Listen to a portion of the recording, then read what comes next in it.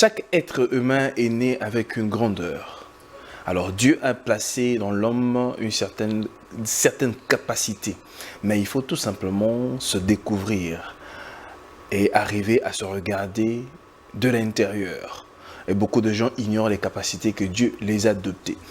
Depuis un certain temps, mesdames et messieurs, nous sommes en train de parler sur cette question, sur ce thème de la grandeur. Vous qui nous prenez pour la toute première fois, sachez que vous avez fait le bon choix de nous suivre sur Congo Buzz Télévision et de parler sur ce sujet très important. Alors prenez place et arrangez-vous pour suivre les bonnes choses qui seront dites au cours de cette émission. Je reçois pour vous, que vous connaissez très bien, depuis un certain temps, je vous avais promis que nous allons faire une série d'émissions, parler sur la grandeur. Lui, c'est l'évangéliste Roger Baka, qui est avec nous ce soir, à qui je dis bonsoir et bienvenue, évangéliste Roger Baka. Bonsoir Gilles, merci beaucoup pour m'avoir donné encore l'opportunité de me retrouver sur cette chaîne Congo Buzz pour laquelle je fais des salutations les plus chaleureuses à notre géniteur, le président de la CESAC.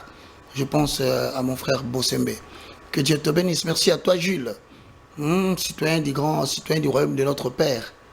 Un homme avec l'avenir très éclairé, on n'a pas besoin de faire des prophéties pour lui, on sent qu'il vient. Alors, merci mesdames et messieurs, je suis encore là, moi, le plus petit de tous, les moindres, pour essayer de vous accompagner dans cette émission que nous avons décidé d'aborder. Nous sommes au 3e numéro, nous parlons de la grandeur. La grandeur, avons-nous dit, c'est une sémence que Dieu a placée dans chacun de nous, ce qui devient réellement une raison d'être, ayant pour but de vous amener à la croissance, de vous amener à l'élévation et à faire de vous la personne que Dieu voulait que vous puissiez être. Alors, aujourd'hui, je vais encore aborder la continuité, mais selon la guidance ou la gouvernance de Jules qui va nous aider à pouvoir cogiter sur cet élément à travers le 3e C, Très bien. La complaisance. Très bien, mesdames et messieurs, nous ouvrons directement cette émission. Comme l'évangéliste vient de le dire, vous qui avez suivi ou bien ceux qui avaient raté ces émissions, allez juste sur YouTube pour vous suivre. Vous allez comprendre comment est-ce que nous sommes en train d'évoluer. Aujourd'hui, nous parlons sur la complaisance. Le 3e C, parce qu'on a nominé et comment les émissions sont en train d'évoluer. Aujourd'hui, nous parlons de la condescendance. Mais avant de pouvoir entrer dans la condescendance, évangéliste Roger Baka, j'aimerais que vous fassiez un peu un rappel dans l'émission précédente. Vous avez parlé des manifestations de la complaisance. C'est aujourd'hui qu'on va aborder cela. Mais à titre de rappel, mesdames et messieurs, les émissions que nous sommes en train de faire concernent spécialement toutes les personnes qui ressentent en eux la grâce et les dons de devenir grands. Pourquoi? Parce que lorsque nous présentons cette émission avec Gilles, l'objectif étant de vous permettre à devenir tout ce que Dieu vous avait destiné à être. Donc, par là, nous vous disons que d'entrée de jeu, vous ne pouvez pas être acceptable dans le royaume de l'excellence si vous ne développez pas la haine pour la médiocrité.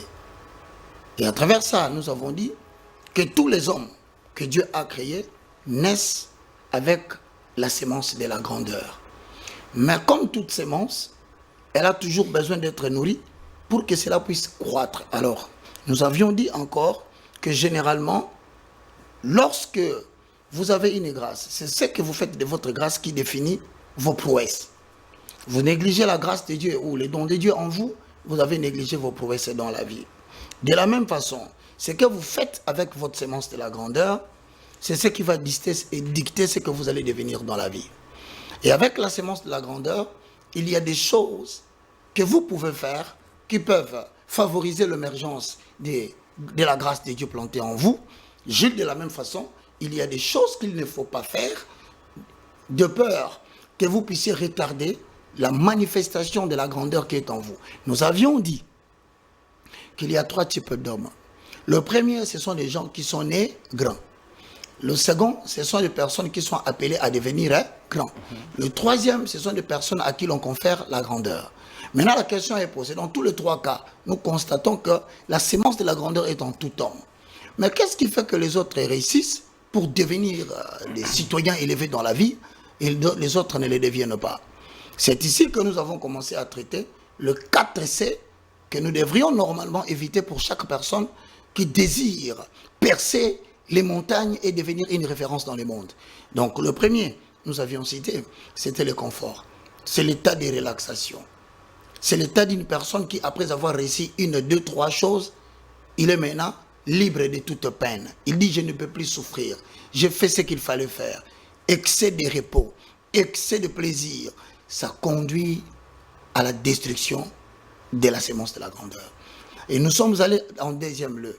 Nous avons demandé à quiconque veut devenir un citoyen élevé, devenir celui que Dieu t'avait destiné à être, devenir l'homme de ta vocation, ce que tu rêves de devenir dans la vie, il faut éviter la comparaison. Nous avons dit que chacun de nous a sa particularité, il a son individualité, il a son unicité, il a aussi sa constance. Mesdames et messieurs, je vous prie de ne pas rester dans la constance. Je vous prie de ne pas rester dans la comparaison. Ne vous comparez pas les uns les autres, parce que vous avez votre particularité. Et Dieu ne travaille pas sur le même chemin avec tout le monde. Il peut prendre celui-ci en commençant à 2, l'autre peut commencer à moins 500. Mais toujours est-il que la sémence de Dieu plantée en toi va te pousser à devenir un arbre géant, que ta famille, que tes amis, même ta société, je dirais même plus loin, le monde peut prendre pour appui. Maintenant, ici, nous sommes arrivés au troisième élément qu'il faut éviter de peur de ne pas étouffer la sémence de la grandeur qui est en vous. Chrétiens, je vous prie de suivre avec attention cette troisième partie. Très bien. Alors, pour ouvrir directement, parce qu'on parle du troisième C, c'est-à-dire troisième C, la condescendance. Exactement. Évangéliste Roger Baka, pour les personnes, par exemple, qui ne comprendront peut-être pas très bien la condescendance, j'aimerais d'abord que vous arriviez à définir la condescendance de manière simple et à un français facile. Bon, je voudrais bien commencer par la définition, mais je voudrais lire une référence biblique, parce que nous sommes dans un repère pour permettre à l'Église du Christ dans le monde. Je salue tous qui nous suivent de partout. Nous avons eu des messages de l'île Maurice, nous avons eu des messages de Haïti, nous avons eu des messages de partout dans le monde. Cela prouve à suffisance l'intérêt avec lequel les gens cherchent à suivre cette émission. Et quand ça fera 10 émissions ou 5, tu en feras un pli, nous allons faire des PDF et nous allons les transporter auprès de tout le monde. Absolument. Alors quand on parle de la complaisance, mesdames et messieurs, c'est le troisième C. Le premier C, c'est confort. Il faut l'éviter. Le deuxième C, c'est la comparaison. Il faut l'éviter. Le troisième C, c'est la complaisance.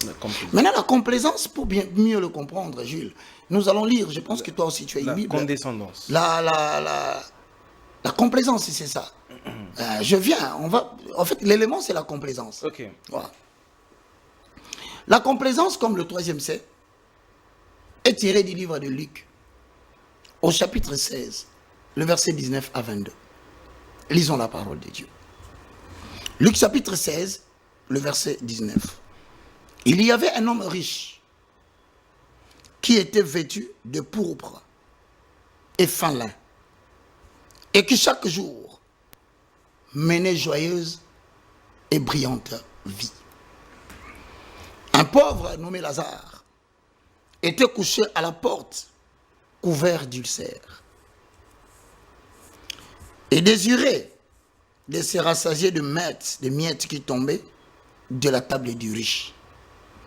Et même le chien venait encore lécher ses ulcères. Le pauvre mourut et il fut porté par les anges dans le sein d'Abraham. Le riche mourut aussi et il fut enseveli. Mesdames et messieurs, c'est ici que vous allez devoir comprendre ce que nous entendons par complaisance. Alors, rien qu'en regardant la lecture, je vais solliciter ta compréhension. Vous allez comprendre que la première des choses, Lazare était conscient de son état de pauvreté. Parce que la Bible le dit. Lazare connaissait son état de pauvreté. Encore une fois, vous allez découvrir à travers cette référence que bien que Lazare connaissait son état de pauvreté, Lazare ne faisait rien pour sortir de cet état de pauvreté. À partir de cela, vous comprenez que il y a des gens qui connaissent leurs vrais problèmes qui les bloquent dans la société. Mais qui ne font rien pour changer la donne de cette situation. Donc Lazare était dans une pauvreté Il le savait. profonde, il le savait. Et il faut dire qu'il le savait. Mais il se plaisait de rester dans cet état. Et la Bible dit, he desired. Let me read it in English. Ok. There was a certain rich man, which was clothed in purple and fine linen, and fared sumptuously every day. And there was a certain beggar named Lazarus, which was laid at his gate, full of sores, and desiring to be fed with the crumbs which fell from the rich man's table. There is the verb to desire. Excusez-nous pour ceux qui n'ont pas compris l'anglais. Vous allez remarquer que connaître son problème est une chose. Être conscient de la chose. Connaître ton problème, c'est une chose. Mais commencer à faire des choses pour sortir de ces problèmes en est une autre. Donc la complaisance est définie comme tout état d'une personne qui connaît sa souffrance, sa pauvreté, sa misère, sa condition difficile. But yet, il ne fait rien pour changer cette Il situation. ne fournit aucun effort. Ça s'appelle la complaisance. La définition que tu cherches. Donc, nous avons un complaisant qui s'appelle Lazare. Il était pauvre, mon frère. Laisse-moi te dire, il y a des gens aujourd'hui en République démocratique du Congo qui n'ont pas un bon salaire, primo, qui n'aiment pas le travail qu'ils font, les conditions dans lesquelles ils se rendent dans ce travail, qui se plaignent tous les jours, mais qui ne font rien pour changer cette situation. On les appelle des complaisants. Donc, ils attendent peut-être que quelque chose apparaisse comme la manne. Ce sont des rêveurs. Ils rêvent le bonheur. Or, le bonheur n'est pas au rendez-vous seulement du rêve. Le bonheur est aussi au rendez-vous de plans élaborés pour changer la situation de la donne. Pour changer la situation de la donne, Il faut avoir des plans. il faut avoir le plan. Et commencer à les Cela exécuter. ne dépend même pas du pays, de la situation Non, socio-économique du pays. Il y a des gens qui se lamentent matin, midi, soir, qui n'aiment pas les salaires qu'ils obtiennent dans leur chaîne de télévision. Même les traitements qu'il a, ils n'aiment pas. But yet. Il reste là. Voyez-vous, la Bible dit il desired. Il avait le désir. Quelqu'un qui a le désir de demeurer dans la pauvreté, cela démontre à suffisance qu'il devient inaccessible à tout conseil. Vous pouvez lui divulguer toutes sortes de conseils. Il desired. Lui, il désire être dans cette situation-là. Il n'est pas encore fatigué de cette situation. Il ne déteste pas la situation. Mais vous le voyez se plaindre à tout moment. Il y a des femmes, il y a des hommes qu'il faut totalement éviter de recevoir dans votre maison. Ce matin, midi soir, qui vient accuser sa femme. Elle est impolie, mal éduquée, arrogante. Mais monsieur, nous en avons assez d'écouter tes plaintes. Qu'est-ce que tu as fait pour sortir de cette situation? Voilà pourquoi, dès le départ, mesdames et messieurs, vous allez remarquer que la Bible dit Lazare désirait manger le miette de pain qui tombait sous la table et même le chien du riche venait lécher ses ulcères. Mais mon frère, manquer une maison où dormir, manquer de moyens pour payer le loyer, manquer de moyens pour mettre vos enfants dans des conditions de bonnes études, doit revenir à vous poser la question si vous devez continuer à faire le travail que vous faites. Ou faut-il que vous puissiez vous remettre en cause pour que vous établissiez un plan vous permettant une année, 2 mois, 3 mois, vous y allez crescendo jusqu'à ce que vous puissiez sortir de cette situation. Mais rassure-toi qu'il y a des gens qui connaissent leurs problèmes pendant que je parle. Il ne fait que se plaindre, mais posez-lui la question. Qu'as-tu fait pour changer cette situation? Zéro. Voilà pourquoi, mesdames et messieurs, non seulement la complaisance est un ennemi de la grandeur, mais aujourd'hui, j'ai la force de vous confirmer que la complaisance is the killer of ascendance stopper. Donc, si vous continuez à vous plaindre pour la même chose et vous ne faites rien pour changer la chose, vous êtes dans la complaisance. Et la complaisance, c'est le tueur de la grandeur. Il est même le stoppeur de l'ascendance. Vous aurez en politique des gens qui se plaignent, mais qui ne font rien. Vous aurez un peuple qui est devenu licencié en plainte, mais qui ne veut rien faire pour changer la situation. Vous aurez des politiciens opposants qui vont se mettre matin, midi, soir à déclarer leur sainteté en tant qu'opposants, mais là, ils diabolisent le pouvoir. Mais posez-leur la question, en tant qu'opposant, vous avez proposé de faire quoi? Voici des choses qu'il faut éviter dans ta vie. Moi, je continue à confirmer ceci. À tous ceux qui nous suivent, je vous conseille, si vous avez suivi cette émission, faites attention là où cet enseignement vous retrouve. Alors, ou bien vous l'aimez, votre vie telle qu'elle est, ou vous ne l'aimez pas, et vous devez faire un effort pour le changer. Un homme intelligent a dit ceci. Si vous n'appréciez pas ce que vous êtes en train de vivre aujourd'hui, alors faites un effort pour le changer. Mais si vous ne voulez rien faire pour le changer, s'il vous plaît, ne vous plaignez plus. Voilà pourquoi, maintenant, je vais te demander si tu vas le permettre. À moins qu'il y ait une autre question pour que j'entre maintenant. Comment la complaisance se manifeste dans la vie des gens?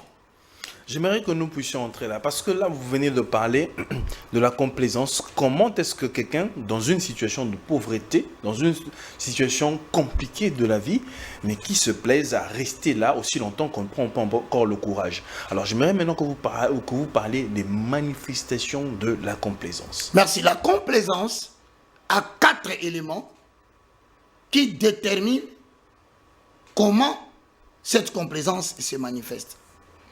Rentrons dans l'histoire de notre frère Lazare dans Luc chapitre 16. Vous remarquez que la complaisance, premièrement, vous pousse à mal utiliser les potentialités ou les possibilités latentes en vous. Je reprends.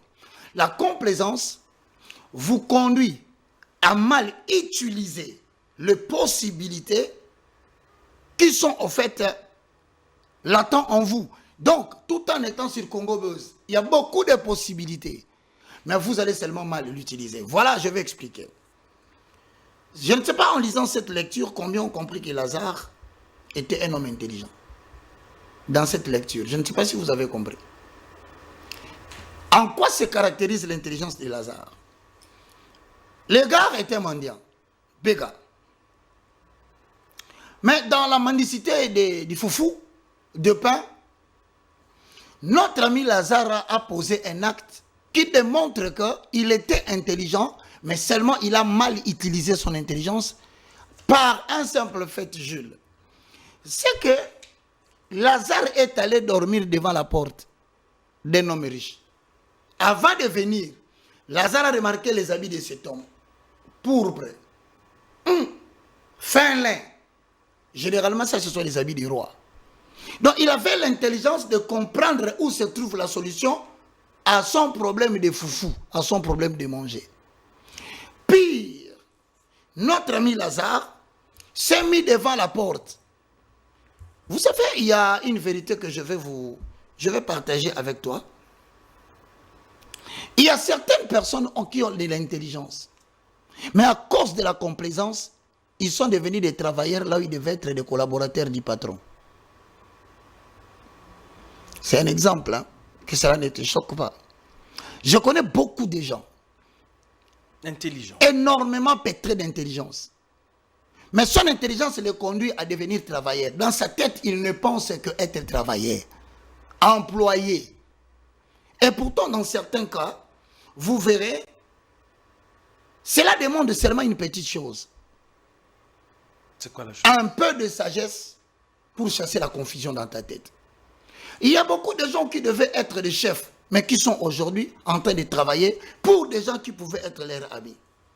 Bon, projetons les regards vers Lazare, on va essayer de voir comment il a mal utilisé son intelligence. Très bien. Premier point. Si vous regardez bien Lazare, il y a dans l'étude du cours de marketing avec le professeur Kettler, voire Institut supérieur du commerce, marketing, finance et commerce. Il y a une notion qu'on appelle la sagesse du positionnement stratégique. Tout homme qui n'a pas la sagesse du positionnement stratégique dans le domaine commercial n'a pas d'avenir. L'étude du marché. Il y avait beaucoup de mendiants. Vous verrez que avoir l'intelligence du positionnement stratégique, c'est l'élément clé et c'est l'attitude la plus importante pour réussir dans le monde du commerce. Premièrement, regardez bien, Lazare a bien étudié la position qu'il devait prendre devant la porte.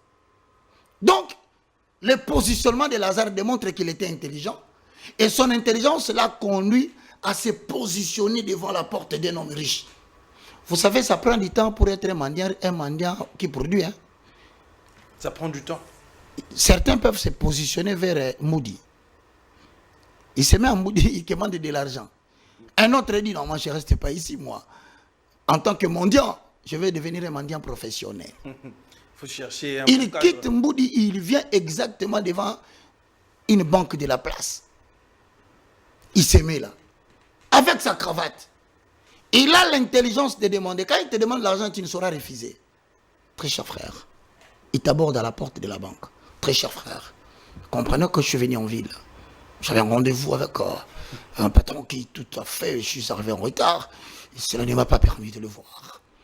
Puissiez-vous avoir compassion de ma vie? Trouvez-moi un petit $10 ou un $5, s'il vous plaît. Considérez que je suis dans le besoin, car par rapport à mon niveau d'études, vous voyez comment je parle, je ne peux pas me permettre de commander l'argent en cours de route. Celui de Moody va avoir 1000 francs. Propose-moi celui de la ville, il aura combien? Pour devenir un mendiant et avoir de l'argent, cela demande aussi l'intelligence, le wisdom, la sagesse du positionnement stratégique. Est-ce que Lazare était moins intelligent? Non. Mais regarde, en se mettant là, Lazare a mal utilisé son intelligence et bien plus, il a raté ce qu'on appelle les possibilités qu'il avait. Voici quelques possibilités. Lazare pouvait demander seulement qu'il soit portier. Peut-être qu'une simple lettre de demande d'emploi pouvait changer la situation de la vie de Lazare. Parce qu'il comprenait que dans cette maison-là, il y avait un homme riche. Et c'est ce qui nous fait souvent ici. Jules, tu as totalement envie d'émerger dans la vie, mais tu ne veux pas refuser la vie d'être employé. Peut-être parce que tu n'as pas 40 ans. Mais à 40 ans, il y a une maladie qui frappe tout le monde qui est un sujet sage. Ça s'appelle la maladie de la quarantaine. C'est-à-dire que tu commences à te poser la question avec ma femme et mes enfants et moi. Que vais-je devenir si Congo se ferme? Donc, c'est-à-dire que la maladie de la quarantaine est une maladie qui pousse tout intellectuel à se remettre en cause pour dire que ma vie ne doit pas reposer sur cette entreprise. Si ça n'existe pas demain, que vais-je devenir? Vous allez encore remarquer, mes frères, la complaisance est l'une des bêtises qui vous pousse à mal utiliser votre sagesse pour rester toujours en bas et ne jamais monter. Voilà deuxièmement, mesdames et messieurs. Lazare était un homme intelligent et un spécialiste en matière de l'étude de faisabilité. Comment vous le constatez? Il a étudié quelques éléments et il a découvert que si je reste ici, je vais gagner la vie. La Bible est claire dans Luc 16. Il dit, l'homme riche avait 4 caractéristiques. Le premier, il était habillé en pourpre. 2, il était habillé en fin lin. 3, il vivait dans la luxure et ce n'était pas pour un jour, c'était pour tous les jours. Alors quand il voit le pourpre, il comprend déjà que ça c'est l'habillement des rois. Quand il regarde la manière dont il était en lin, cet homme sent l'odeur de la royauté. Il regarde lin, il dit non, ça ce sont les habits des prêtres.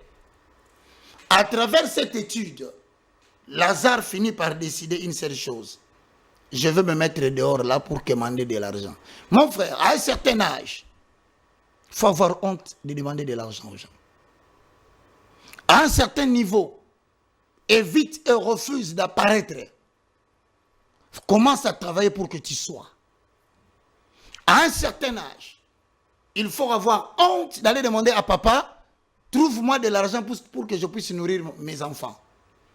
Quand cette honte n'existe pas, tu vas commencer à étudier les gens pour voir quel est le mécato, comme on dit en lingala.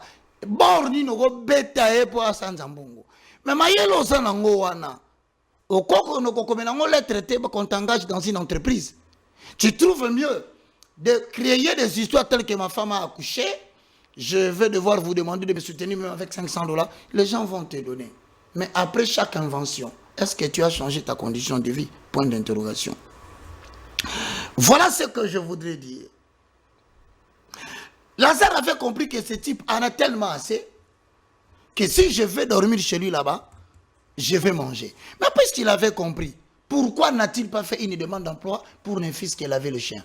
Tu penses que si Lazare avait demandé qu'il lave le chien, cet homme riche qui en avait assez allait refuser de lui donner l'argent? Non, c'est ça la complaisance. Troisièmement, Lazare était conscient qu'il avait des ulcères. Oh mon Dieu. Vous savez quand votre corps est rempli des ulcères, vous grattez même avec des bouchons, hein? Ça fait trop mal. Mais regardez ce que je voudrais vous dire, mon ami. Vous pouvez imaginer avec toute la sagesse qui se cachait en Lazare. Et l'intelligence. Et l'intelligence qu'il avait. En quoi consistait sa complaisance? Combien de gens aujourd'hui souffrent dans leur vie? Tout simplement parce qu'ils ont cette attitude mortelle. Lazare avait des habiletés qui sont incalculables, des possibilités, mais sa complaisance ne l'a pas laissé capable de s'approprier de son intelligence pour qu'il puisse monter dans la vie. Frères et sœurs dans le Seigneur, à quoi ça vous n'avez pas honte avec les 3 enfants que vous retourniez chez votre papa? Réfléchir qu'est-ce que tu dois dire à papa, sachant qu'il va te donner de l'argent pour que tu ailles nourrir ta famille. Combien ont menti à leur patron? Mon frère.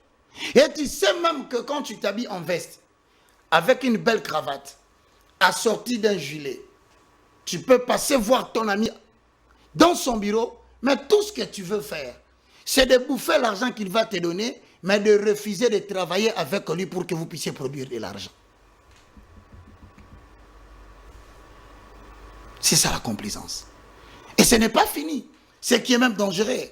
La complaisance va annihiler votre capacité d'identifier les opportunités qui sont à côté de vous. Moi, je connais des gens, ils sont frères du Premier ministre, de la Première ministre, ils sont frères d'un député, ils sont frères d'un sénateur, ils sont frères d'un entrepreneur. Mais tout ce qu'il veut, lui, il veut qu'il fasse avec son grand frère qui a des fonctions, ce qu'on appelle l'amitié de la bêtise. Lui, tout ce qu'il veut, c'est de chercher des filles pour son grand frère. C'est de chercher des copines pour qu'on lui glisse un petit $100. Au lieu de se positionner. Au lieu de demander à son frère de lui donner du travail. Un travail qui le permettra de pouvoir utiliser et identifier les opportunités qui sont à côté de lui. L'homme riche, je le répète, vous le constatez bien, qu'il laissait le miette de pain tomber de la table. Mais c'est-à-dire que c'est un homme qui aimait beaucoup le bénévolat. Rien qu'avec son comportement, vous comprenez que mon grand frère aime partager. Mais qu'est-ce que tu gagnes parce que tu as appris que ton grand frère aime bien partager? Qu'est-ce que tu es venu le proposer? Tout ce que tu sais, c'est de venir à la maison. Et même quand la belle-sœur te voit, il sait que tu es venu demander l'argent à ton grand frère. Comment veux-tu avoir du succès? Comment veux-tu changer ta situation? Jules, si tu ne peux que continuer à mal utiliser et à commettre des erreurs, d'identifier des opportunités. Il y a quelqu'un qui s'appelle bien Gilles, selon le nom de papa, il est quelque part. Mais est-ce que c'est bien de l'appeler chaque semaine? Allô, oncle, moi je suis l'enfant de ton frère. Mais c'est bien facile de bouffer l'argent de quelqu'un. Mais je pense que la chose la plus importante, c'est de chercher à identifier quelles sont les opportunités qu'il y a à côté de toi. Et en profiter. Et surtout en profiter. Lazare avait vraiment l'opportunité de devenir riche, mais je pense qu'il a raté. Et c'est le cas de plusieurs chrétiens. Ensuite, je vais citer un autre élément. Lazare pouvait rédiger une lettre de demande d'emploi pour commencer à balayer cette parcelle. Parce qu'il y avait des miettes de pain qui tombaient. Je pose encore une question à travers la complaisance. Mesdames et messieurs, si vous nous suivez, il pouvait demander à l'homme riche, en écrivant une lettre, si les études de Lazare posaient problème, cet homme qui aimait le bénévolat pouvait financer les études de Lazare. Mais Lazare a aimé bouffer les miettes de pain qui tombaient en bas. Il pouvait demander de prendre soin et de laver seulement les chiens. Cet homme, il pouvait lui donner de l'argent et lui accorder un grand travail. Il pouvait même demander une seule chose à l'homme riche. Permettez-moi, avec ma maladie, comme vous m'avez déjà accepté de manger le miette de pain qui tombe en dessous de la table, je voudrais tout simplement vous demander, faites en sorte que je prenne des traitements, que j'aille des soins, que je sois guéri, afin qu'à mon tour, je puisse travailler pour vous comme domestique. Lazare est allé au ciel en perdant la vie sur la terre. Mesdames et messieurs, n'emboîtez pas cette maladie de Lazare, ça s'appelle le syndrome de Lazare. Et il y a beaucoup de jeunes gens qui en souffrent aujourd'hui. Moi, j'ai travaillé chez le révérend Soni Kafuta Rakoman pour ne parler que de ça. J'interprétais le film, mais je n'étais pas très content du salaire que je recevais. Je suis allé demander au pasteur, est-ce que pasteur, si j'ai la possibilité d'interpréter 3 jours ici, 3 jours dans une autre chaîne pour essayer de maximiser les recettes, au lieu de vous demander de trop me payer, parce que vous m'avez offert déjà l'opportunité d'être interprète dans votre chaîne. Gratuitement, vous m'avez donné l'espace. Le général Soni Kafuta Rakoman, que je cite toujours, m'a répondu, il dit, il n'y a pas de problème, tu peux faire toi, je suis l'essentiel que tu respectes tes heures et tes jours. C'est alors que je suis allé par l'opportunité de Georges Impoté, Personnam, l'ancien directeur marketing et commercial, en même temps directeur de production de radio-télévision du groupe L'Avenir, qui m'a reçu, RTGA. Immédiatement, il m'a donné la première opportunité. Donc, j'ai identifié que je pouvais me diversifier. Je pouvais rester là où je suis, tout en ne pas gagner un bon salaire, mais garder la fidélité par rapport à mon pays. Pour augmenter mon enveloppe. Pour augmenter mon enveloppe, j'ai demandé, j'ai identifié les opportunités que j'avais. Et venir à la RTGA, je suis devenu interprète de films nigérians. Et ensuite de cela, j'étais connu maintenant sur satellite, ce qui m'a conduit à suivre maintenant, avec opportunité, le cours sur l'élaboration des émissions, magazines, journal télévisé, avec le professeur Adrien Diavanga de la RTNC qui est venu nous former, avec mes collègues à la RTGA. Et après cela, j'ai compris qu'avec mon intelligence, je pouvais réclamer autre chose. J'étais candidat à la sous-production, le directeur de sous-production. Nous avons suivi le cours. L'opportunité m'a ouvert la tête. Je suis devenu sous-directeur de production, télévision et satellite des radios télévision du groupe L'Avenir. Tu vois, Jules, il faut oser. Dans la vie, ne craignez pas l'avenir. Le rêve ne réalise pas l'avenir. Mais c'est le rêve qui se transforme en plan, en un schéma d'action qu'il faut devoir affronter. Même si l'échec sera sur votre chemin, personne n'a jamais réussi sans échouer. Je crois qu'aujourd'hui, si tu penses qu'on peut continuer, il y a une question, moi je veux continuer à poser la matière. En quelque sorte, et pour évoluer, vous avez parlé, vous avez cité le cas de Lazare, ayant toutes les capacités avec lui, mais il est mort dans cet état-là. Pauvre. Pauvre. Il est allé au ciel avec des blessures dans le corps. Avec des blessures. Il y a une chose, on dirait que dans les églises, aujourd'hui, on garde les gens dans une certaine condition, ou bien on prend l'exemple de Lazare, heureux les pauvres car le royaume des cieux est à eux. Est-ce une manipulation de garder les gens dans la pauvreté ou une mauvaise interprétation des Écritures? La prière à elle-même te donne le pouvoir sur le péché. Matthieu chapitre 21, le verset 13. Jésus-Christ leur répondit, ma maison sera une maison de prière. Mais attention, la crainte de l'Éternel est une très bonne chose. Mais le travail est encore mieux. Toute crainte de Dieu mélangée avec le travail te fera toujours asseoir parmi les grands. C'est souvent, il y a un adage qui dit, quand tu vois un jeune garçon diligent dans son travail, sache que ce garçon se tiendra parmi les grands de son pays. C'est une erreur très grave de vouloir faire croire aux jeunes gens. Lundi, prière des jeunes.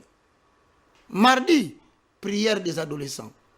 Mercredi, prière des autorités de l'église. Jeudi, prière des travailleurs à l'église. Vendredi, prière des parents. Samedi, culte d'adoration. Je vous pose la question. Vous savez que vous devenez ce que vous lisez? Vous ne lisez rien, vous n'allez rien devenir. Tous ces gens qui imposent à ces jeunes gens de passer matin, midi, soir, de lundi à dimanche à l'église, n'avez-vous pas lu des livres qui vous ont fait ce que vous êtes aujourd'hui? Comment vont-ils payer leur maison? Comment vont-ils prendre en charge leurs parents? Comment vont-ils entreprendre des activités et accorder le temps à chaque chose? Si vous les maintenez prisonniers dans les églises. Voilà pourquoi je demande, libérez les peuples que vous avez eu en otage. De toutes les façons, avoir une relation avec Dieu ne veut pas simplement dire qu'être présent chaque jour dans les cultes. Encore faut-il enlever cette chose de la tête des gens. Ça, c'est quelque chose qui est ancré dans la tête des croyants. Donc, le christianisme mal placé, mal utilisé, en Afrique devient un atout pour le sous-développement. Et ça devient, comme l'on dit, les hommes sages et intelligents, l'opium du peuple. Ah, là, on rejoint directement le philosophe Karl Marx. Karl Marx n'avait pas tort. Il n'avait pas tort. Il a dit seulement, toute religion ou toute croyance qui ne répond pas aux besoins socio-économico-politiques de la nation dans laquelle elle se trouve, cette religion n'a pas de raison d'être. Bon Dieu, vous qui suivez en français, ne vous inquiétez pas, je dis la même chose à Lingala. L'église nyonso, la religion nyonso, oyo une fois bâti na kati ya société, ezo koka kopesa biyanote na problème social, problème politique, na problème économique, ya mboka oyo religion ne koti, balobi religion eza na raison ya kozala te. Basé sur ce point, combien d'hôpitaux avons-nous créés en tant qu'église de réveil? Combien d'écoles avons-nous créées comme église de réveil? Et il y aura une question qu'on va vous poser. Combien d'universités avons-nous créées? On va vous poser une question. Est-ce que c'est la mission principale de l'église? Oui, l'église doit créer des effets d'entraînement pour la société. C'est parmi nos missions. Car, comme Asbel. Mais l'église doit créer des effets d'entraînement. C'est vrai. Aujourd'hui, j'ai l'université de la foi chrétienne. Je suis en train de vouloir pérenniser les enseignements du christianisme. C'est une des choses les plus importantes, prioritaire même. Mais il faut que j'aille dans la société des entreprises. Pour répondre, bon, je pose la question. Après que les gens aient suivi les enseignements, alléluia, amen. Alléluia, amen. Alléluia, amen. Le soir arrive, on mange comment? Ce n'est pas fini. Comment on va payer les loyers? Comment on va payer la SNEL? Comment payerons-nous l'électricité? Quand il faut encore savoir que le peu de ce que nous gagnons, vous nous le prenez à l'église par des appels onéreux, des appels de fonds. Je ne me vante pas. Je bénis Dieu pour cette grâce qu'il m'accorde. J'ai créé une société. Une agence de transfert de fonds. Un sous-traitant de Equity. Avec mes petits moyens, j'ai engagé 3 personnes. Ils sont payés à la fin du mois. N'est-ce pas là un effet d'entraînement? J'ai créé une chaîne de télévision. ERB Télévision. Nous sommes avec vous sur télévision numérique terrestre, TNT. Nous sommes dans le bloqué BlueSat. J'ai engagé des gens qui se battent non seulement pour suivre les enseignements, mais qui deviennent utiles pour leur société. C'est là où j'ai dit qu'il est difficile de combattre l'Église catholique. Parce que ce n'est pas seulement une religion qui pérennise les enseignements du catholicisme, hein, mais qui a créé, même moi qui te parle jusqu'au jour d'aujourd'hui, en tout respect, mes enfants étudient dans les écoles catholiques. Comment je vais manquer du respect à l'Église catholique? Donc, revenant sur notre manière, vous allez remarquer la complaisance est un destructeur potentiel de votre destin. Alors la question, avant de continuer, la question était de savoir, révérend Roger Baka, oui, parce qu'on a touché le côté de Lazare, et ça nous a mené dans les églises, et par là, Lazare est mort pauvre. Donc, en quelque sorte, on dirait, as long as you don't shake yourself, yeah, pour sortir de la situation, yeah, vous restez là. vous allez rester là. Vous allez mourir là. Jésus ne refusera pas de vous recevoir dans le royaume des cieux. Il vous recevra, mais vous mourrez pauvre. Très bonnement, il dit, soyez les bienvenus. Bon retour, mon fils, dans le royaume de votre Père. Quand tu vois quelqu'un se plaindre et ne vouloir rien faire, sachez qu'il vient d'être testé VSP positif. Very sensitive person. Azong Namboka Tata. Namukili n'a plus rien à faire. Et c'est ça ce qu'on appelle le syndrome de Lazare. Donc ça veut dire, mon frère, Jésus ne refusera pas de t'accueillir dans le royaume. En tout cas, il nous attend là-bas tout ça. Mais il y a des ceux qui vont plus vite. Et un cas précis. Tu vois un homme, à longueur de journée, il ne fait que parler mal de sa femme. Ma femme est mauvaise, ma femme est ceci, ma femme. Ne recevez pas cette personne chez vous. Et parce que quand il critique sa femme, il faut lui poser la question. Qu'as-tu fait pour sortir de cette situation? As-tu pris le temps de t'asseoir avec ta femme pour essayer de donner des conseils? As-tu cherché à changer de méthode, de parler avec elle? Parce que tu ne peux pas recevoir un résultat qui change. Si tu utilises la même méthode, tu as toujours giflé, tu as toujours crié.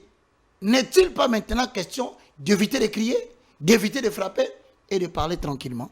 C'est quand on change notre façon de faire des choses que nous pouvons détruire la complaisance et on ne se plaint plus.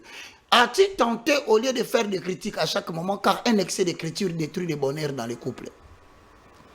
As-tu tenté de commencer à accepter pendant une semaine, 2 semaines, une attitude que tu n'aimes pas tout en gardant le silence? De même, il y a des femmes qui ne font qu'à longueur de journée raconter comment son mari est infidèle.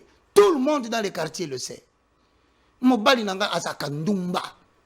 Il sort avec la fille de la bailleresse. D'ailleurs, regarde cette petite-là. Mais au fur et à mesure que tu ne fais que te plaindre pour le comportement de ton mari et tu ne fais rien pour qu'il change, en interne comme en externe, mais tu es une femme complaisante.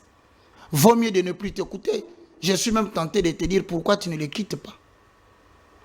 Parce qu'il est mauvais. Donc ici, tu viens de comprendre que si tu ne veux pas changer les choses, alors arrête de te plaindre. Et c'est ça la République démocratique du Congo.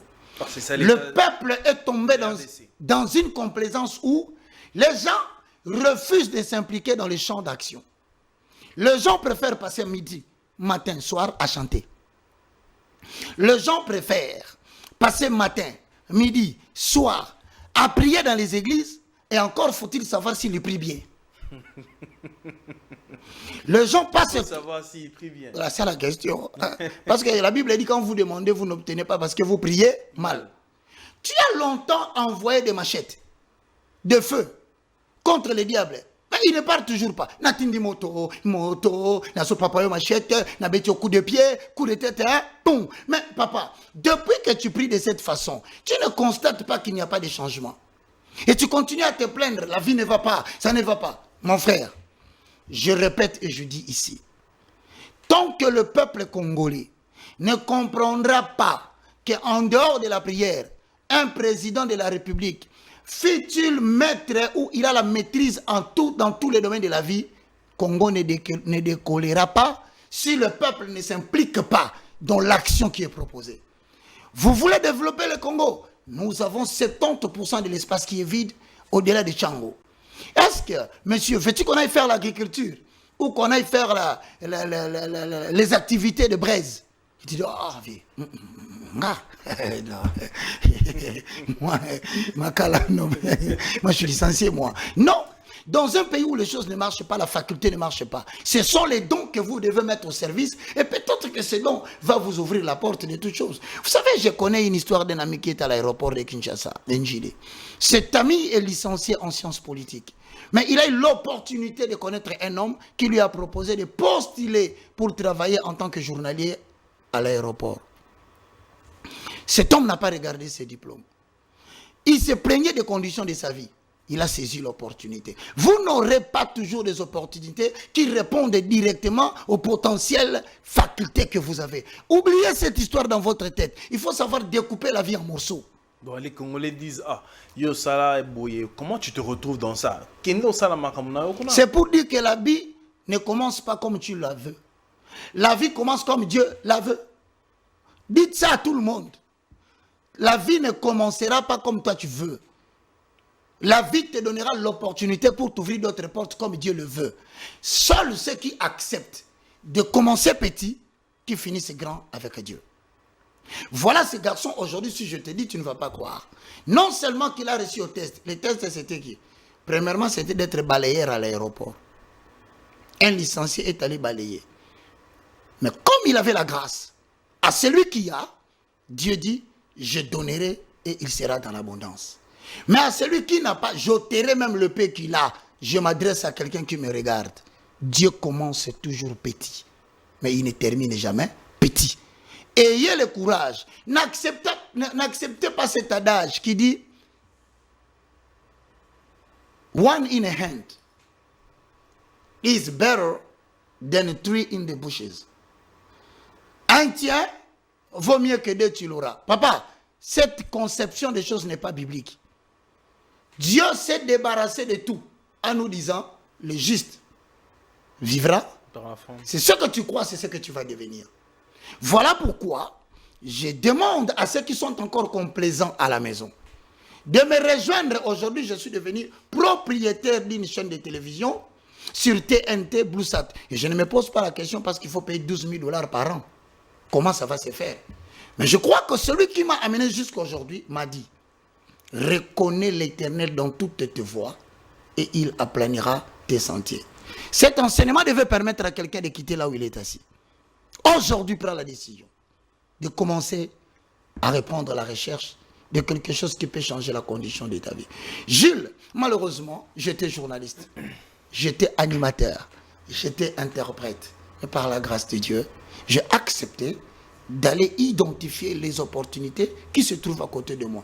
Aujourd'hui, j'ai 2 opportunités de travail. Mais qui pouvaient croire que tout en commençant par un don, je pouvais mettre au service de la population ma faculté. J'ai fait le marketing, le finance et le commerce. Excusez-moi de donner mon exemple. Ici, à l'IEC Gombe. Mais j'utilise maintenant mon intelligence pour gérer une entreprise de transfert de fonds MoneyGram et Western Union. Je contrôle les retraits, je contrôle les entrées, j'utilise financièrement la voie de first in, first out. Je maîtrise ce qu'on appelle la réconciliation, combien nous devons à la banque, combien la banque nous doit pour créer la réconciliation. Mais ce n'est venu qu'après. Gilles, ose. Il y a des opportunités qui sont devant toi.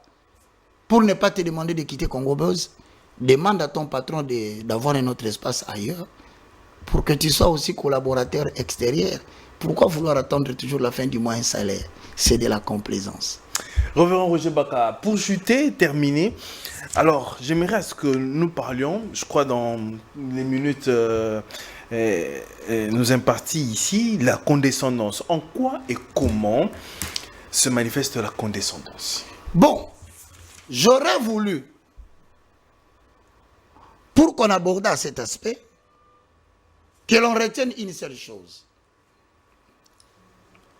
Toute personne qui vit dans la complaisance, assortie de la condescendance, c'est une personne qui blâme les autres à la place de son propre échec. C'est fort. C'est une personne qui regarde les autres qui blâment pour sa condition qu'il vit aujourd'hui. Si je suis comme ça, c'est parce que le pays va mal. Et il accuse le chef de l'État qui est venu, qui n'a même pas encore totalisé 8 ans. Voilà, le président nous avait promis qu'il Il avait dit qu'il ferait de l'Allemagne. l'Allemagne. La RDC, l'Allemagne d'Afrique. On lui pose maintenant lui la question. Même si le Congo pouvait devenir l'Allemagne, lui là. Vous savez, je connais des gens qui ont vendu des papiers duplicataires pendant 5 ans à l'université. Il connaît tous les étudiants. Mais pendant ces 5 ans-là, il pouvait devenir étudiant. Il vend le papier, il serait licencié. Allez aux universités, à l'IEC, allez à l'IBTP, à l'ISTA, à l'INIKIN. Il y a des gens que nous avons connus pendant 8 ans. Il était là, lui, il était là. Chaque jour, il nous saluait. Les gens sont devenus licenciés. Lui, il continue à vendre. C'est-à-dire qu'à un moment donné, c'est comme une malédiction qui a bloqué quelqu'un. Les gens sont en train de partir, de revenir.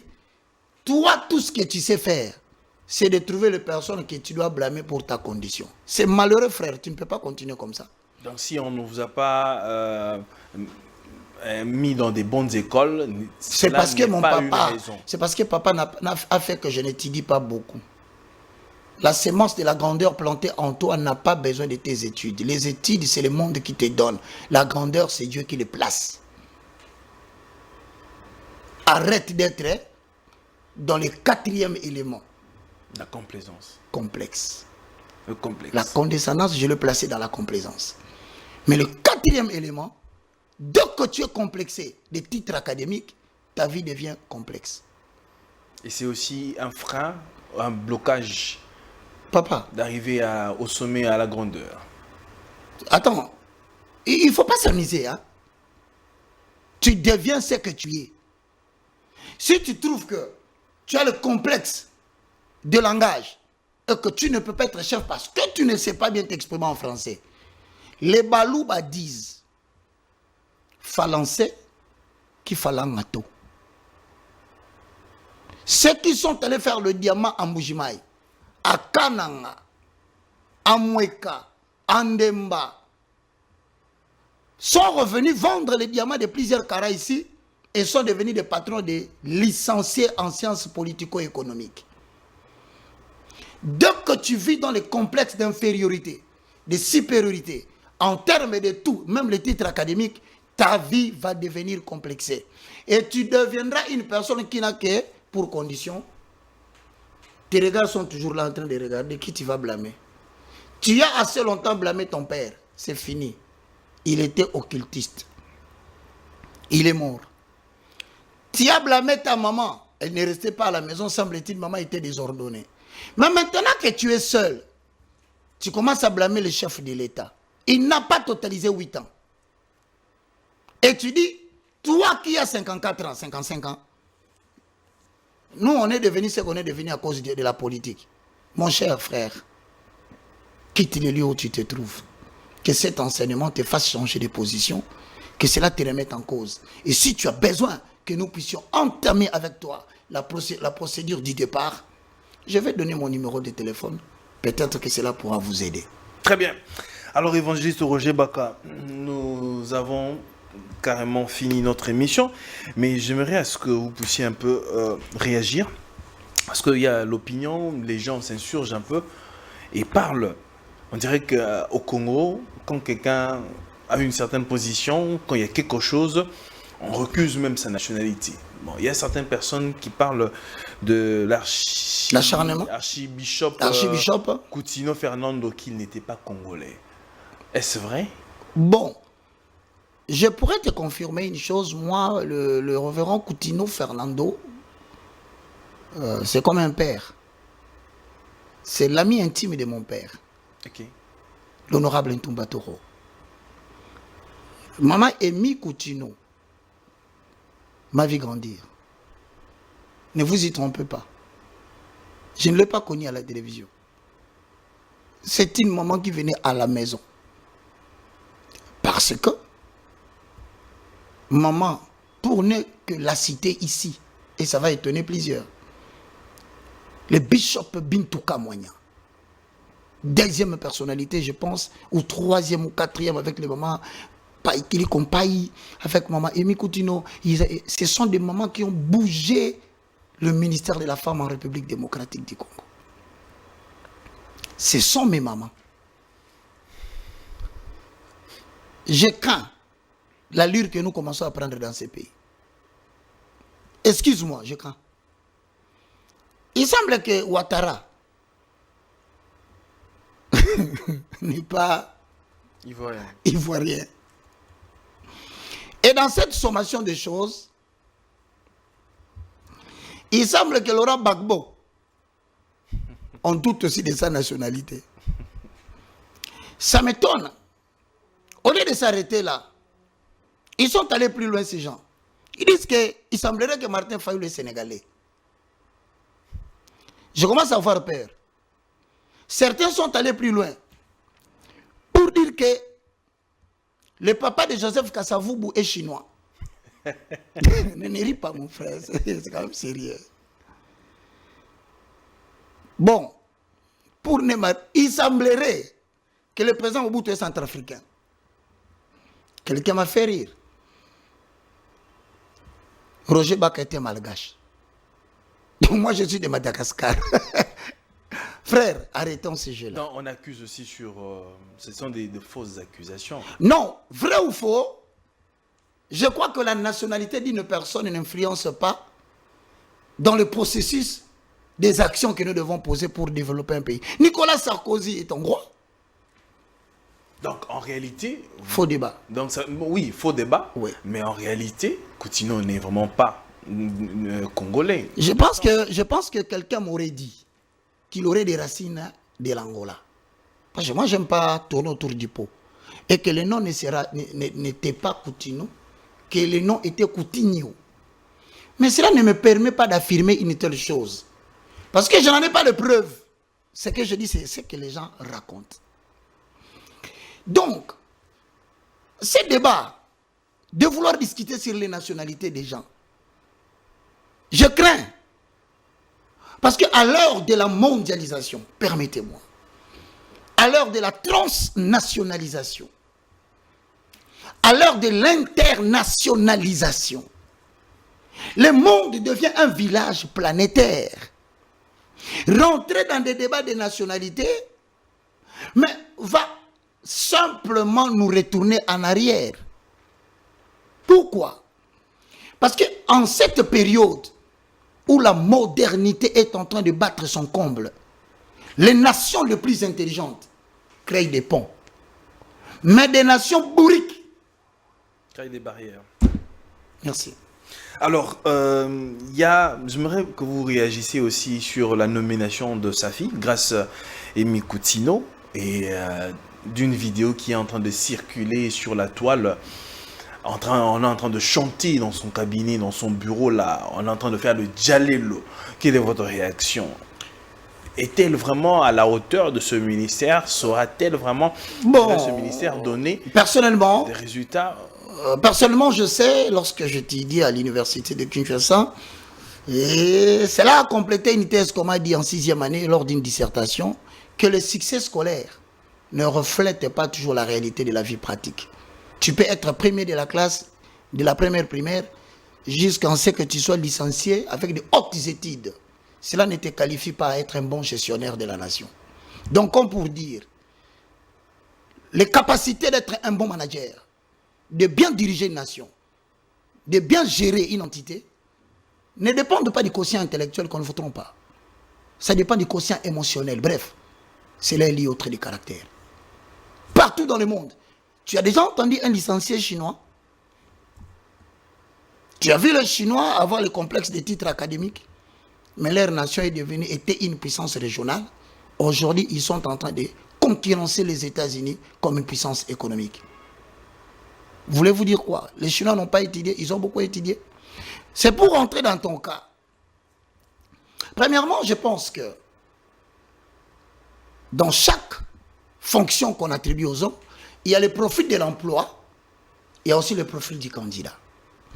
Avant cette nomination, on fait le rapprochement de ces deux profils. S'il a pris à l'autorité de le placer là comme ministre de la Jeunesse. J'aimerais encore qu'elle fasse attention avec les discours qu'elle a faits. Moi, j'ai fait de hautes études. On n'en a pas besoin.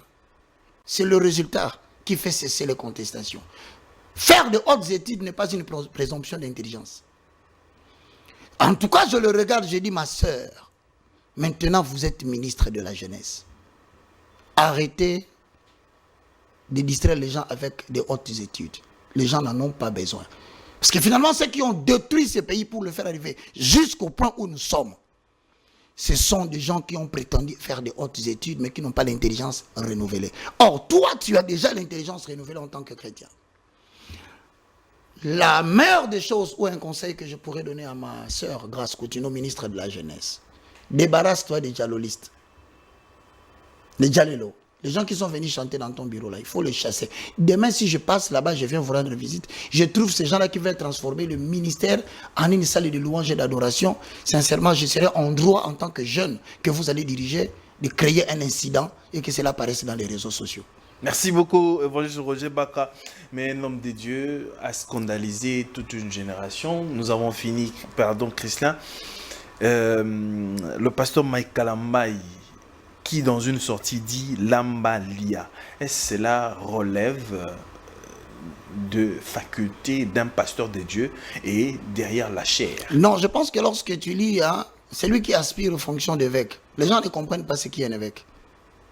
Beaucoup de gens, c'est comme un épiscopo. C'est justement un surveillant. Une personne à qui l'on a confié la charge de surveiller les autres. Mais il devient en même temps un ancien. Et parmi les attributions, le caractère qu'on demande à un ancien, c'est d'être modéré dans le langage. Aujourd'hui, tout le monde a pris la décision de paraître devant la scène de la chair pour régler les conflits et jeter des colibés et répondre les contradicteurs. Un lieu sacré. C'est une erreur. J'ai aimé celui qui a parlé dernièrement, qui était arrêté et puis libéré. Pasteur Mukendi. Paul, ce qu'il a dit est vrai. Mais seulement qu'il a mal, les lieux n'étaient pas indiqués, la chair. Il pouvait organiser des émissions. Monsieur Paul Mukendi, moi je vous ai acclamé, je trouvais que vous avez été véridique. Mais vous avez mal utilisé la chair. Vous quittez là-bas Mike Kalamba qui dit Lambalia. Et puis à Tabo Kamati le pele à Mami Watabo Bakisa Mwamba Nakoyate. C'est la chair de Dieu. Mami Wata vient d'être citée. Même Mami Wata, quand il va au ciel, il dit je viens de récupérer ton trône. À l'église là-bas. On a parlé de moi moins que toi. Je pense que c'est un frère. Il doit tout simplement faire un effort de se ressaisir parce que il est en train de s'enfoncer. Il est en train de s'enfoncer. Merci beaucoup, évangéliste Roger Baka, de répondre à notre invitation. Je sais que nous allons continuer par la grâce de Dieu. Peut-être le temps de vous ressourcer un peu. Oui. Et nous reviendrons. Avec le complexe. Avec le complexe. Merci beaucoup, mesdames et messieurs. C'est ici que nous mettons terme à cette émission. On se retrouve très prochainement avec le même plaisir. Que la paix soit avec vous et que Dieu bénisse les RDC. Au revoir. Au revoir.